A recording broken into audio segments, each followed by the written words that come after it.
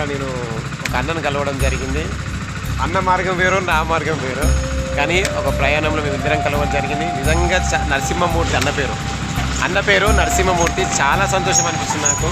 అని ఒకసారి మా వాళ్ళకి హాయ్ చెప్పాలి. అవి మీ భాషలో ఏం చెప్తావు నువ్వు చెప్పుకో. నమస్కారం చెప్తావా, లేదా దీవిస్తావా, పూజ చేస్తావా నువ్వు నాకు తెలియదు. ఆయురారోగ్య ఐశ్వర్య. ఓకే, అయితే అన్న పంతులు, నేను పాస్టర్ని, కానీ మాకు ఇవన్నీ ఎప్పుడు రాలే. కానీ నిజంగా చెప్తున్నాను, చాలా మంచి వ్యక్తి, చాలా అంటే చాలా మంచి వ్యక్తి.